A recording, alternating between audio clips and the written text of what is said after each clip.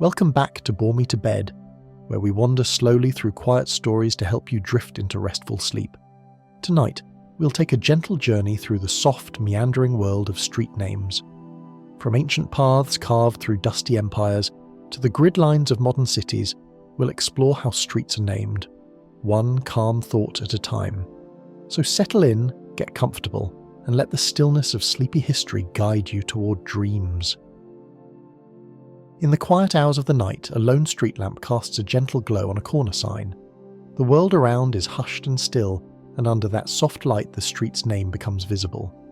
You pause a moment in the silence, eyes tracing the letters on the sign, and wonder about the story hidden in that name. Every street has a name, and every name carries a piece of history, often quiet, often overlooked, but always there, whispering of how it came to be. Street names have been with us for as long as streets themselves. As people settled in villages and cities over the centuries, they felt the need to identify the paths and lanes where life unfolded each day. Long ago, before committees and town planners took on the task, these names emerged naturally from daily life.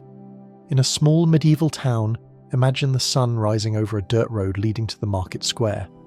Townsfolk would call it simply Market Street, because each morning it filled with stalls of produce and the chatter of traders. Nearby, a narrow lane might wind its way toward the village church, so everyone came to know it as Church Street. These early names were simple descriptions, born from what people saw and did in those places. It is easy to picture the scenes that gave rise to such names. A baker pulls fresh loaves from his oven at dawn, and soon the aroma draws customers to a street lined with ovens and shops, a street that naturally comes to be called Baker Street. Not because any official decreed it, but because it just made sense to those who lived there. On another road, sparks fly from the anvil of a blacksmith's forge late into the evening, and in time the locals speak of that route as Smith Street. All across old towns, names sprouted from the occupations, landmarks and features that characterised each little thoroughfare. There was no ceremony or bureaucracy in naming them, only the quiet, practical language of everyday people. If a road led down to the water, it might be called River Road. If it ran straight and long without a bend, perhaps Straight Street. If it was particularly broad and important, maybe simply Broad Street. Such names, plain and unadorned, became labels on the mental maps of villagers and townsfolk navigating their daily routines. They weren't chosen to honour the mighty or memorialise events. They grew from the ground up, reflecting what was there. A street with a well at the corner might be called Well Street, and one fronting the castle gates could be Castle Street. In many languages and many lands this pattern repeated. The earliest street names were often just literal descriptions. In Old English towns, for example, one could find a high street for the main road, or a milk street where dairy products were sold. Elsewhere, perhaps a fountain street led to a public fountain, or an orchard road ran by rows of fruit trees. There is a comforting simplicity in these names. They tell you exactly what you might find there, as if the street itself is introducing itself in a soft, friendly whisper. This is what I am. If you walked those lanes in the deep of night centuries ago, you might not see the baker or the blacksmith at work, but the name would remind you of their presence by day. Even now, when the shops are closed and the market's empty, an old street name can be like a memory caught in a word, quietly echoing the lives that shaped it. Consider an ancient city long ago, its narrow alleys lit by flickering oil lamps. Some streets in those times already carried names that citizens used among themselves. In Pompeii, the city frozen in time by volcanic ash, archaeologists have found evidence of named streets. We can imagine a Roman family strolling down the Via dell'Abbondanza, the Street of Abundance, perhaps named for its many shops and lively trade, without ever needing a formal map because everyone simply knew which street was which by name. Far away in another land, in ancient Jerusalem or Athens, the same would have been true. Even without official signs, people referred to the main road or the road by the East Gate with an understood name. Humans have always named the places they frequent. It's in our nature to give identity to the paths we walk, making them familiar and known. Many of those old names have endured through the ages.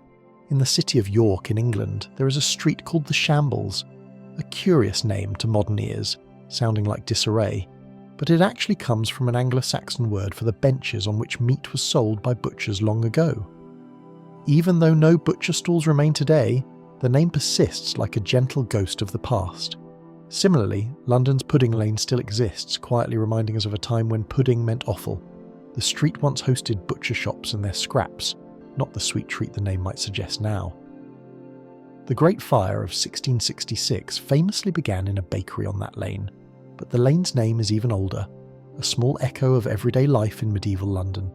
Each such name is a faint trace of a story, preserved in the everyday act of giving directions or writing an address. All over the world, if we wander through old quarters of cities, we find names that grew from the grassroots of daily life. In the winding medieval lanes of European towns, many streets were named for whatever one would find there. Mill Street by the Old Mill, Fish Street near the Fish Market, or Forge Lane down by the blacksmith. In some places, a street name described a characteristic, something like Long Street if it stretched further than most, or Hill Street if it climbed a slope. These weren't grandiose or aspirational names, they were humble and practical, and in their practicality they carried a gentle charm. Each name was a little description, a note about the place that anyone could understand. Travel east to old towns in Asia, and you might find a similar pattern in centuries past. In China's ancient cities, important thoroughfares often had names tied to their destination or function, perhaps something like Eastgate Street leading to the Eastern City Gate, or Rice Market Street where grain was traded. In smaller lanes, people might simply say the Street of the Hat Makers, or the Alley of Apricot Trees, using local landmarks and crafts to identify them. In Japan, historically, many streets did not have formal names except major ones. Addresses in Japan even today usually rely on area and block numbers rather than street names. In the old capital of Kyoto, however, the major east-west roads have names, often simply First Avenue, Second Avenue, and so on, preserving an ancient grid. But in much of Tokyo, for example, addresses are given by district and block, and small lanes remain unnamed publicly. Before modern mapping, a traveller's directions in such places might have been go straight until you pass the temple, then turn left down the street, where the cherry blossoms bloom. The street might have had no official name at all, yet it had a clear identity in the minds of those who lived along it. It's interesting how these early naming customs made use of the senses and experiences of a place. A street's name might remind people of the smell of bread, the sound of hammer on anvil, or the sight of a flowing fountain. Even without excitement or drama, these images are vivid in a gentle way. They paint a slow picture of life as it was, without need for embellishment. Over time, as towns grew into cities and generations passed, some of those descriptive names stayed the same, becoming quaint and old-fashioned perhaps, but still much-loved parts of local heritage. Walking down an old lane today, you might see a modern sign that says Baker Street and not think twice about it. But in a dreamy moment, you can imagine the bakers of centuries ago who gave it that name by their presence. The street itself hasn't changed its quiet memory. Street names are like that, enduring little stories. They persist calmly even when the world around them transforms. Perhaps the elm trees that gave Elm Street its name have long since vanished, or the canal that inspired Canal Street has been filled in and built over, yet the names remain as subtle reminders. For example, in New York City, Canal Street today bustles with traffic and lights through Lower Manhattan, and no canal flows there anymore. But once, in the early 1800s, a canal did run along that route to drain the area's swamps. It was later covered over, but the name stayed behind quietly, like a label on a jar long after the contents have changed. In the same way, the Grand Avenue in Paris, known as the Champs-Élysées, enchants visitors with its elegance and leafy vistas. Few may reflect in the moment that its name means Elysian Fields, referring to the peaceful paradise of Greek mythology.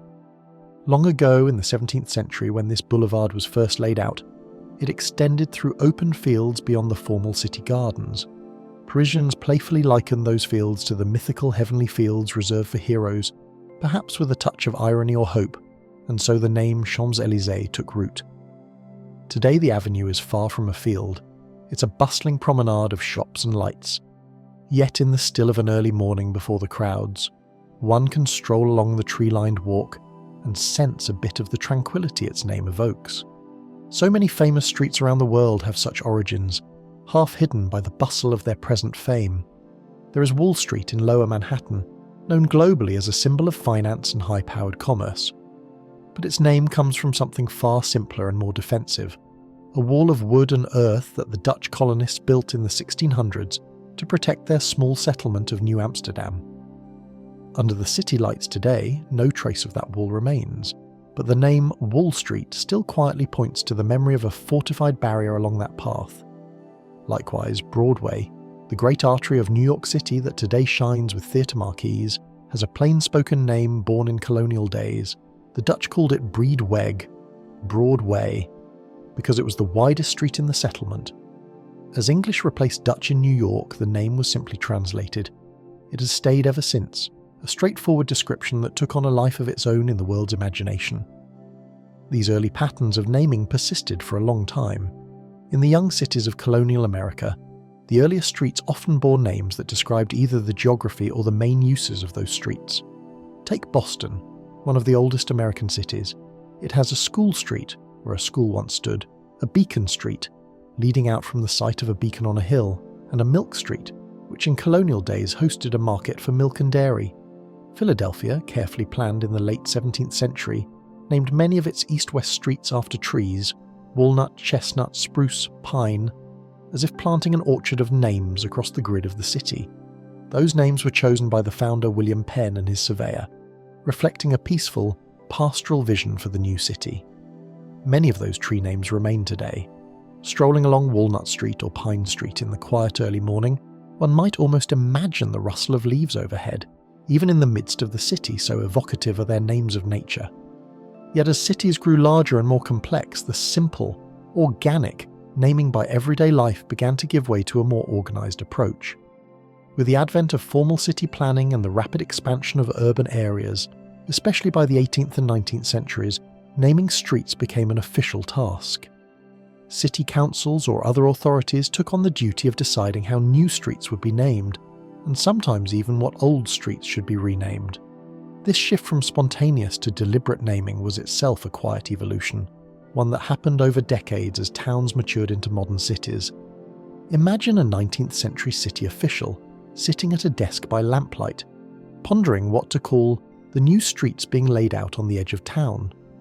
Perhaps he consults maps or local history for inspiration, or considers the names of recently deceased community leaders who might be honoured. At that moment, a new philosophy of street naming is taking shape. No longer are names just descriptions of what one finds on the street. Now they become opportunities to commemorate people, events, and ideals that the community holds dear. This was a significant change, though it happened gradually, much like the slow lengthening of shadows as afternoon wanes into evening. By the 19th century, it became common to name streets after notable individuals, often after they had passed away, as a posthumous honour. Many jurisdictions even made it a policy not to name streets for living persons to avoid the appearance of vanity or the risk of future controversy. Instead, they looked to the pantheon of local and national heroes, cultural figures, and leaders. A city might choose to honour its founding pioneers, war heroes, benefactors, or beloved artists by inscribing their names onto street signs. In Paris, for example, as the city modernised in the 1800s, many new boulevards took on names of illustrious Frenchmen: Avenue Victor Hugo, Rue Pasteur, Boulevard Voltaire, quietly weaving those individuals' legacies into the fabric of the city for everyday people to encounter. It is calming in a way to think that every time someone gives an address or a taxi driver calls out a destination, these famous names are spoken again, a gentle remembrance built into the daily life of the city. Sometimes the street name might honour someone more local and less known elsewhere: a long-serving mayor, a respected teacher, a doctor who delivered generations of children. The choices vary from place to place, but the intention is similar: to let the street name be a kind of memorial, a signpost of memory that carries a story forward. As you walk along such a street on a peaceful evening, you may not know who that person was, yet their name accompanies your stroll. Perhaps you grow curious and learn their story, or perhaps it simply drifts by as a pleasant-sounding name. Either way, the city has quietly seeded its history into the landscape, so that even a casual wanderer becomes a reader of its heritage. With this wave of commemorative naming, the character of street names in many places changed. They became less descriptive of what you could see there and more reflective of culture and history. The main square might no longer be Market Square but Independence Square, named to celebrate a historical moment. A long boulevard might be called Liberty Avenue, in honour of an ideal rather than a physical feature. In the newly planned capital of Washington, D.C., established in the late 18th century, the designers created a whole pattern of naming to honour the young nation. The east-west streets were lettered, A Street, B Street, C Street, and so on, and the north-south streets were numbered, but cutting diagonally across the grid were grand avenues named after each of the states of the Union, like Pennsylvania Avenue and Massachusetts Avenue. One of those, Pennsylvania Avenue, was selected to connect the president's residence, the White House, with the Capitol building, symbolically linking the states to the federal government. Strolling down Pennsylvania Avenue at dusk, beneath the gently swaying trees, you can feel the weight of history and the significance imbued in that name, a name chosen not for something tangible on the street, but for the unity it represented. Washington, D.C.'s naming scheme also included an interesting omission. There is no J Street in the sequence of letters. This deliberate quirk arose because, in old-fashioned writing, the letters I and J were often indistinguishable, so to avoid confusion they simply left out J. Thus the sequence goes A, B, C, H, I, K, L, and so on. This kind of detail shows how even systematic naming, which might seem purely utilitarian, still has human touches and stories behind it. In the city's early days, someone had to decide that rule about the alphabet, and that thoughtful choice quietly lives on in the absence of one letter on the map. Another pattern that emerged, particularly in the Americas and other places where new cities were laid out on grids, was the use of numbered or lettered streets. Numbering can be seen as the ultimate simplification: First Street, Second Street, Third Street, etc., forming a clear sequence. In some cities, numbers run one way and letters the other, creating an orderly matrix. On a calm Sunday morning in a city like New York or Salt Lake City, you might stand at a corner such as Fifth Avenue and 42nd Street, and without any further knowledge you can deduce exactly where you are in the grid. There's something quietly reassuring about the rationality of it. The numbers feel steady and straightforward, like the ticking of a clock. They mark position without pretension. Some might say numbered streets lack the charm of an old Baker Street or Willow Lane, and it's true that they can sound a bit dry. But in their own way, they have a gentle rhythm and clarity. If you were to walk along First Street through a sleepy small town at twilight, you would often find that after First comes Second and Third, neatly ordered like stepping stones. The simplicity can be soothing. No need to remember a multitude of names, just count as you go. Indeed, in the United States, the most common street names are simple numbers like Second Street or Third Street. Often, the main street in a town was given a special name, like Main Street itself, so Second Street turns out to be the most frequently occurring name across the country. One can wander through countless quiet towns and find a Second Street, each one independent but sharing that same straightforward name, as if part of a vast, unobtrusive pattern. Even where numbering systems exist, not all streets conform. Manhattan in New York was famously laid out in a grid plan in the early 19th century, with numbered streets and avenues, but older roads from colonial days cut across that grid. Broadway, as we noted, runs at a gentle angle, keeping its old name and path. The island's southern tip, which grew organically, still has winding streets with names like Wall, Broad and Bowery, remnants of an era before the grid. These exceptions add a bit of poetry to an otherwise logical scheme. It's as if the city's layout whispers, not everything can be ordered, some paths remember their own stories. As the 20th century arrived and life became more hurried, the naming of streets was often handled quietly in the background by local governments. But behind every new name was still a decision, sometimes involving debate or deep thought about history and the future. City councils and naming committees often set up guidelines to maintain consistency and avoid confusion. For instance, one common rule is that two streets in the same town should not have names that are too similar to prevent lost mail or wrong turns. So if there's already a Pine Street, a new street lined with firs might be named Cedar Lane instead, to give it its own identity. Developers of new neighbourhoods sometimes took creative initiative too, especially in the peaceful suburbs that bloomed around cities in the mid-20th century. it became common for entire subdivisions to have a naming theme. Driving into a suburban community on a lazy afternoon, you might notice all the street names are types of birds: Robin Lane, Eagle Drive, Sparrow Court. Another neighbourhood might celebrate flowers with Rose Street, Daisy Avenue and Tulip Drive weaving through beds of gardens. By choosing a theme, developers gave these new areas a subtle unity and charm, a quiet nod to something they wanted residents to feel.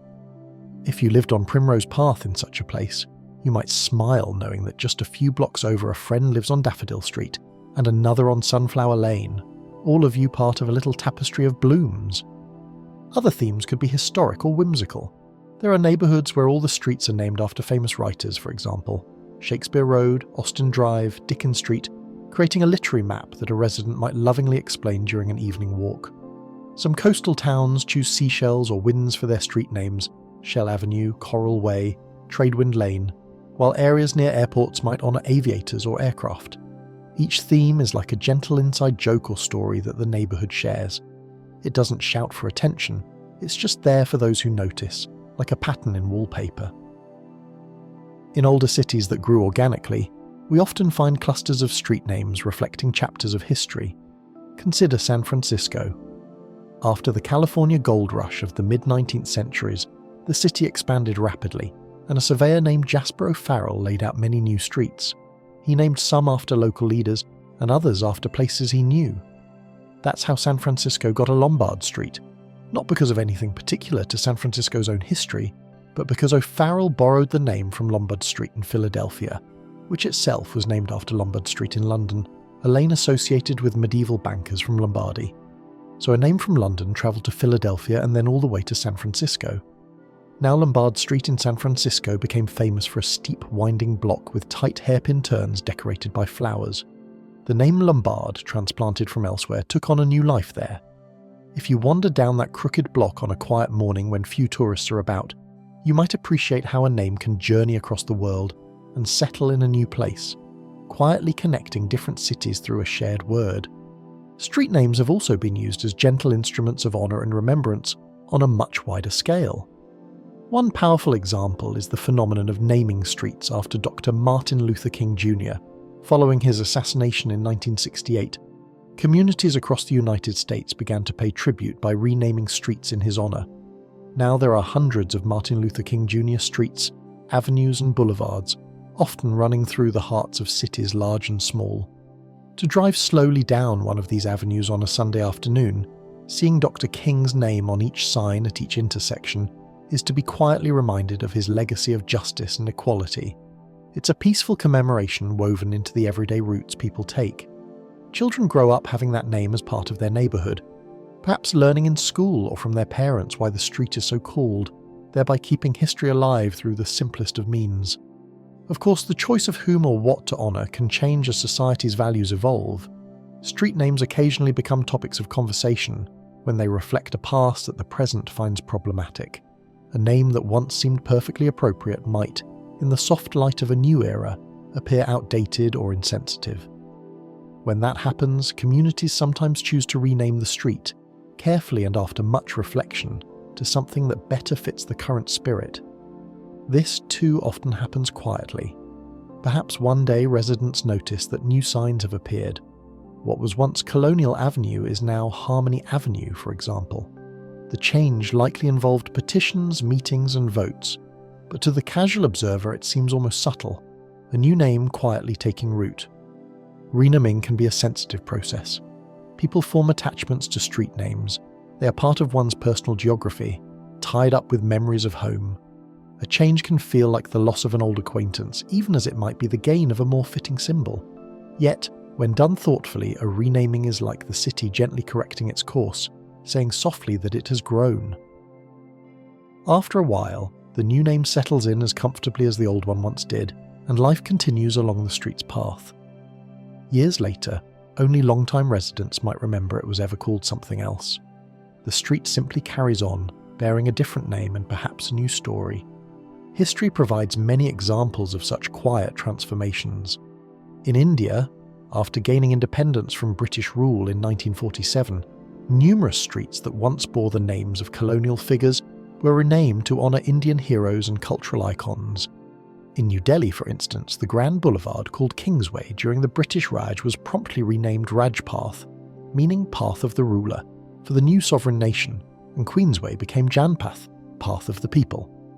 All over India, practically every city has a Mahatma Gandhi road, often lovingly shortened to MG Road, commemorating the leader of the independence movement.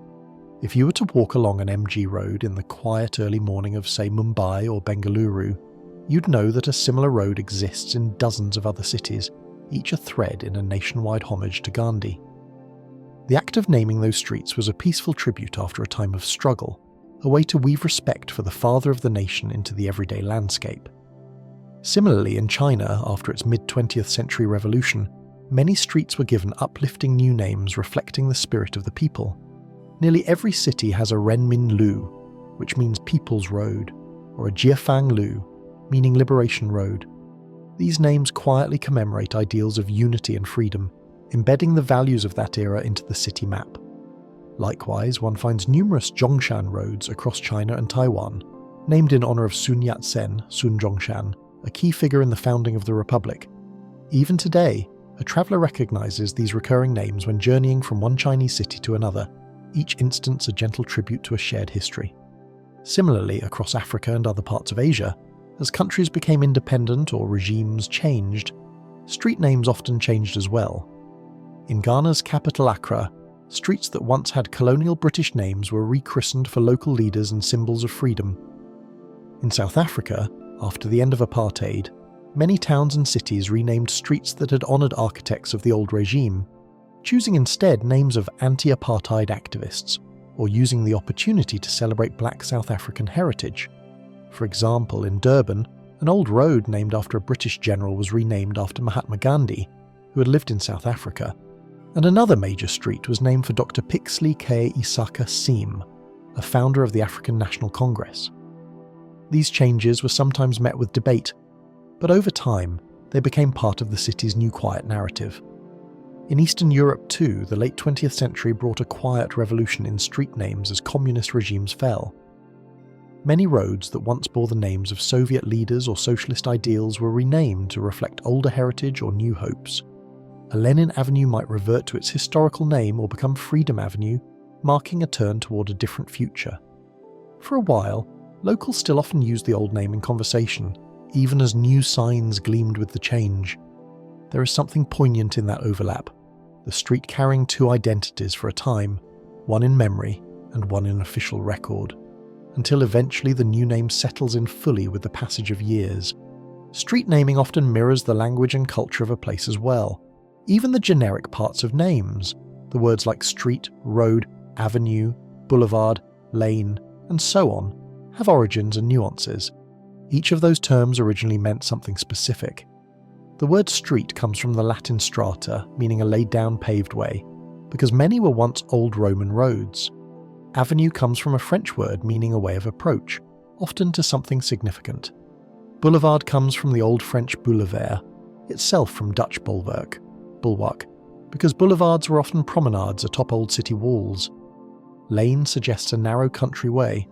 Drive might have implied a road for carriages driving up to an estate. Over time, these distinctions blurred.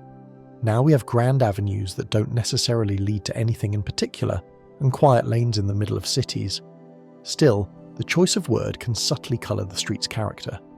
An avenue might sound broader and lined with trees in one's imagination, whereas a lane might evoke a cosy, tucked-away passage. Different languages have their own words for these things. In France, it's rue for street, or avenue and boulevard, terms English borrowed. In Spanish-speaking countries, you'll see calle for street and avenida for avenue. In Germany, Straße means street, and one sees names like Hauptstraße, Main Street, in many towns. In Italy, via is street, Corso is a main boulevard. Each term carries shades of meaning from its language's history. And often, the generic gets combined with a specific in charming ways, like Italy's Via della Pace, Street of Peace, or Germany's Mozartstraße, Mozart Street. In places where multiple languages share public space, street naming becomes a gentle exercise in coexistence. Brussels, for example, prints each street sign in both French and Dutch, so one road carries two names, say Rue de la Montagne and Bergstraat, both meaning Mountain Street, side by side. In Wales, a sign might read Church Street, and just below it, Strydyr Eglwys, the Welsh translation, giving equal honour to both tongues. These bilingual signs stand quietly as symbols of cultural richness, showing that a street, like a home, can be known in more than one language, and yet remain in one place.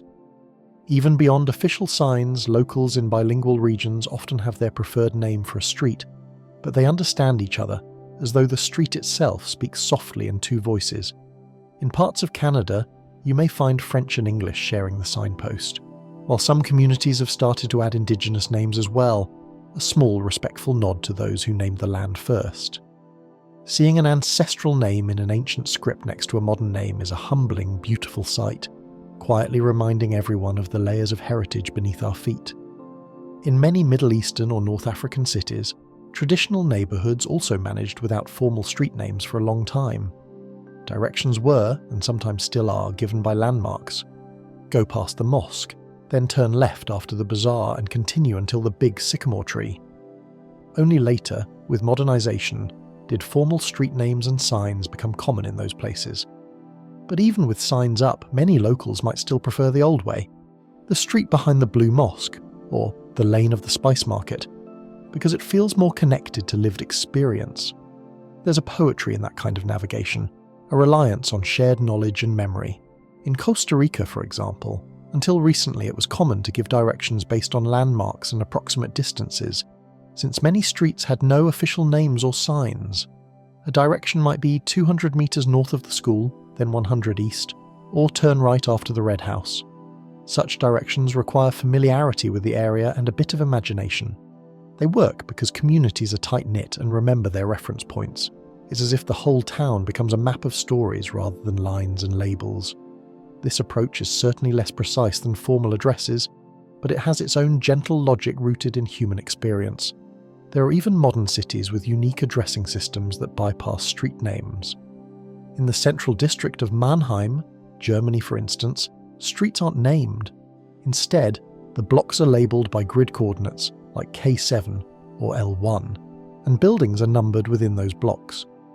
To someone used to names, that system might feel impersonal, almost like reading a spreadsheet instead of a story. Yet walking through Mannheim's orderly squares in the quiet morning, seeing the tidy letters and numbers on plaques, one can feel a certain tidiness and pattern.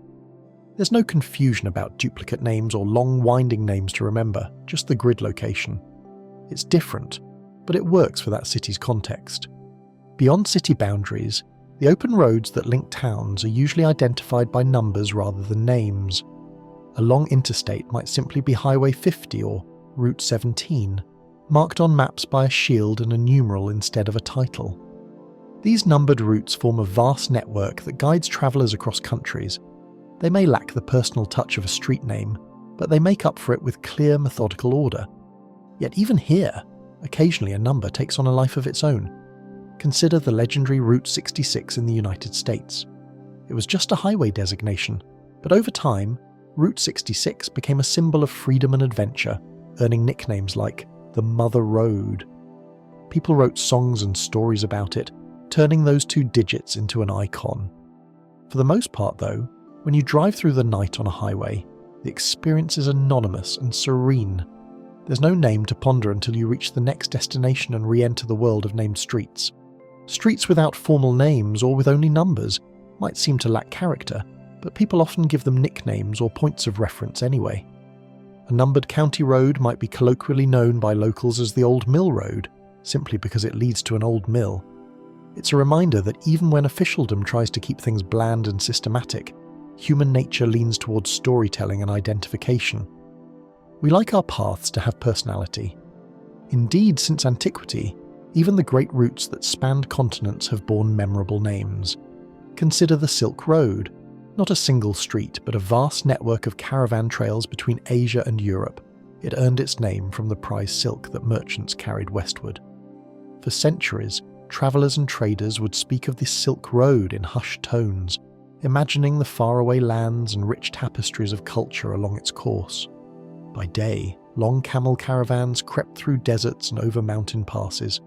By night, those travellers might rest under the stars, comforted by their knowledge of the route's name and the generations who had traversed it before. Even without signposts in those wild expanses, the name itself was a guide, a promise of connection. Similarly, the ancient Persian Empire built a royal road across its vast realm, and that road's very name, royal, told all who journeyed upon it that it was the king's highway, maintained for swift passage. Through such examples, we see that whether paths are short or long within cities or across kingdoms, people have always given them names to carry meaning and direction. From the hushed ruins of Rome to the neon bustle of Tokyo, imagine a night in that modern metropolis. The city's modern highways and dense maze of streets can feel overwhelming to a newcomer, but in older parts or smaller Japanese cities, you will find a different approach to navigation. As we noted, Tokyo mostly grew without naming every lane. Instead, areas are recognized by numbered blocks. Many smaller streets have no name signs at all. Still, the city isn't without names entirely. Major roads like Ayamadori or Shinjuku-dori do have them. But one could wander through a quiet residential backstreet in Tokyo, under the soft glow of paper lanterns, or the delicate pink of cherry blossoms, and never know a formal name for it. Neighbours navigate by landmarks. A certain shrine here, a beloved ramen shop there. To live in such a place is to navigate by memory and familiarity, rather than by the book of an official map. It's quite calming in its way, like finding one's path by the stars instead of a GPS voice. Even in the absence of names, life goes on in an orderly fashion. The addresses in Tokyo, for example, will tell you the district, then the block number, and finally the building number on that block. It's different from the Western practice, but it works if you understand it. And in Kyoto, a contrast to Tokyo, each street does have a name, and the city's residents famously memorize them as children, singing songs of the sequential avenues. Each approach has its own quiet logic. Let's wander back into the realm of well-known streets and their stories. Picture London on a late evening. The air cool and the city quieter now. You turn onto Abbey Road. The name instantly calls to mind a famous music album cover, but long before that it referred to an actual abbey.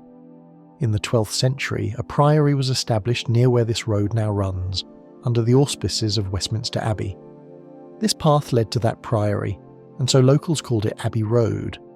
The abbey and priory are long gone. Now there are neat houses, leafy trees, and of course the recording studios made famous by the Beatles. But the name Abbey Road remains a simple reminder of a medieval monastery that once stood at the road's end. Late at night, with the street empty and hushed, you could almost picture monks in procession, or a wagon carrying flour to the abbey mill. The name keeps that distant memory gently alive, even as the modern world speeds by. Across the ocean, think of New Orleans in the soft, humid pre-dawn. In the French Quarter, Bourbon Street is usually lively with music and revelry well into the night. But at the break of day it's nearly empty, and you can appreciate the street itself. People often assume Bourbon Street is named after the whiskey, fitting for a place of bars. In truth, it was named in the 1700s by the French, honouring the royal house of Bourbon, the dynasty that ruled France at that time. The street's name is a quiet nod to old world heritage that has survived through centuries. Ironically, Bourbon Street has become synonymous with a very non-royal kind of merriment and indulgence, but the name still links back to kings and queens. It shows how a name can remain the same even as the character of a street changes completely around it. In the calm of early morning, when the neon has flickered off and only the street cleaners are out, Bourbon Street is just an old colonial lane again, the elegance of its origins faintly perceivable behind the boisterous reputation. Let us shift to a more ancient road, the Appian Way in Italy, known in Latin as Via Appia Antica. Unlike most streets we think of today, the Appian Way began as a road stretching far beyond city walls, built in 312 BC to connect Rome with distant parts of Italy. If you visit a section of it now, you'll find a peaceful cobbled path lined with tall cypress trees, flanked by crumbling tombs and ruins. It feels like stepping back in time. The name Appian Way carries history in a personal manner. It was named for Appius Claudius Caecus, the Roman official who commissioned it. Perhaps he hoped to be remembered for this grand project, And indeed he is. Over 2,000 years later, Appius' name still quietly adheres to those stones. The original Roman might marvel to know that modern people still speak of his road. To stroll along the Via Appia on a warm afternoon, hearing only your footsteps and perhaps the whisper of a breeze through ancient pines, is to feel the deep calm of centuries. Each step follows countless footsteps of legionnaires, merchants, and travellers from antiquity. The name, though given in pride, now simply serves as a gentle label in history, a way to identify this beautiful old road that once linked the heart of an empire to its frontiers. It's humbling and soothing all at once to tread where ancient armies and traders trod, the continuity of the name reminding you it's indeed that same road, not lost to oblivion. From the hushed ruins of the Appian Way, let's come back to the glow of a city night. Picture yourself in the heart of an unfamiliar city, late in the evening. Street signs in a foreign language might hang at the corner, their meanings unknown to you. Yet even in strangeness, there's structure. Perhaps the city uses numbered streets or named districts that you can figure out. Each sign, whether you understand it or not, represents someone's decision and some piece of history. Now the night grows late everywhere. The city outside your window is likely quiet now. Streetlights cast their familiar halos on pavement and sidewalk. Maybe you hear the faint whoosh of a lone car passing, or the distant bark of a dog. The streets themselves stretch out in darkness and moonlight, carrying their names silently through another midnight. From high above, one could imagine looking down at the world during this quiet night. A vast, delicate web of light sprawls across continents where cities and towns glow softly, and along each thread of light runs a road. Every faintly luminous strand corresponds to a street or a highway far below, each with its own name or number known to those who travel it. Those illuminated paths weave our communities together, stretching over hills and rivers, connecting distant places in a silent network. In some areas the lights cluster thickly, a metropolis humming with countless named streets. In others, a single beam of a highway cuts through darkness toward the next town. It is as if the world itself has drawn lines of gentle light to map our journeys, each line quietly labelled in the hearts and minds of the people who traverse it by day. Seen like this, the enormity of all the street names and all the stories they carry becomes both humbling and comforting. Even as we sleep, our collective pathways are out there, twinkling under the night sky, patiently awaiting the dawn when life will flow through them once again. They watch over empty intersections and guide any late wanderers home. It's time to let the streets rest as well, to let their stories settle like fallen leaves until morning comes. In this gentle darkness, you can imagine the streets almost as characters in a long, slow tale, each one pausing between chapters. The names we've explored swirl softly in memory now, names of trades and trees, of churches and markets, of people and places and ideals. They float by like leaves on a quiet stream, familiar and yet worthy of reflection. As you drift to sleep, you might carry a piece of this calm curiosity with you, that even the most ordinary street sign has something to say, if only in a hushed voice from long ago. It's a comforting thought that all around us, even in the most mundane parts of our environment, there are gentle connections to those who came before and those who will come after. Street names endure through the silence of the night and the bustle of the day, steady markers in a changing world. In their dreamy, unhurried way, they invite us to slow down and notice the layers of story beneath the simple street sign. Now let your mind wander off from these meandering roads. The world outside is quiet, and the names that line our streets are at rest until dawn. You can be at peace knowing that tomorrow, when you wake, those streets and their quiet stories will still be there, ready to guide your steps once more in the morning light. Thank you for joining me on this quiet journey through the world of street names. From whispered histories to softly numbered corners, I hope this slow stroll helped ease your mind and soothe you into rest. May your dreams be peaceful, your thoughts light, and your night undisturbed. Sleep well, and I'll see you next time on Bore Me to Bed.